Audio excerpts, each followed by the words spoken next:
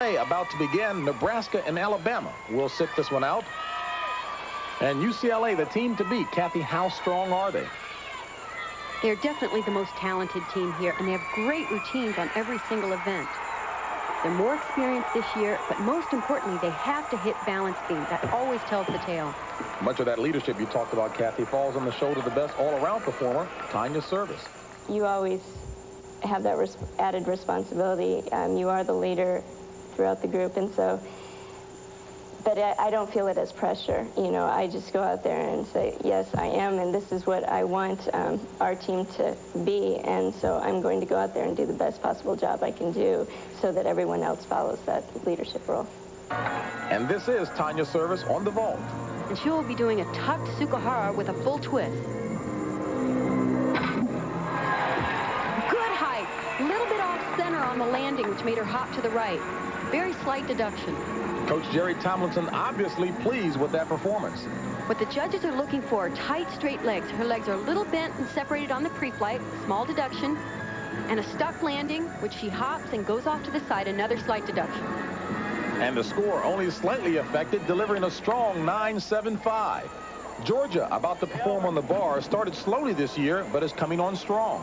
Their two big advantages are they are peaking now, and they're competing for a home crowd, which could have a lot to do with how they perform. Junior Corrine Wright had some very definite thoughts about that home crowd advantage.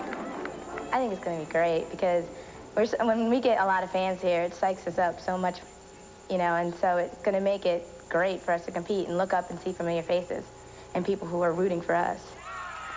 And there's a face you'll only see in the state of Georgia. With all the screaming and yelling, if I didn't know better, I'd think I was at a football game. And this is Corrine Wright on the bars, one of her strong suits. She does excellent work here. And in fact, all the girls are better on bars because now, in the last year, they've allowed the girls to put the bars out farther, giving them more room to swing. The rails are smaller, they're easier to hold on to. Giant, she's a little bit off center on those giants, but not bad. Another full twist, and an open tuck double flyaway. Good, solid routine. Take special note of her sticking the dismount. You have to fight for every tenth of a point when a competition is going to be this close. There's that crowd you were talking about, Kathy. It's got to help their case. And so will that score of 9.75. At the beam, the dominant team of the 80s, Utah. Kathy, what about this year's version? Well, their reputation precedes them. The tradition is always there. They're usually well prepared. This year, though, they lack a little experience and some depth on each event. Patty Massels on the beam. Not an easy event to start with. It's difficult to begin on beam because it's not an easy event to compete on when you're overly nervous or excited. A little bit of problem there.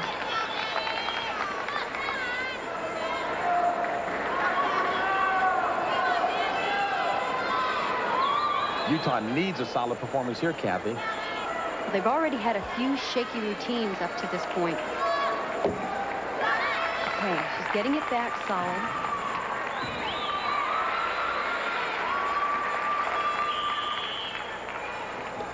Dismount, round up double twist.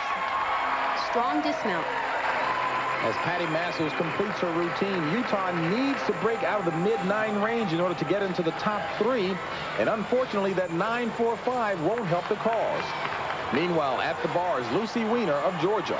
And she is one of the best there is on this event. The routine is so unique. Watch this move coming up. It's a toe on the handstand. Straddle over the bar, right into a front flip catch. It's so unique.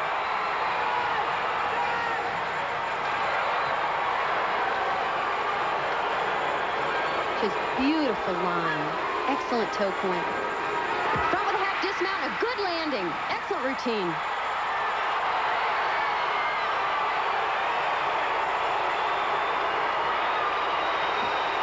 And the crowd noise is deafening. And at the vault, UCLA's Jill Andrews somehow has to concentrate through the noise.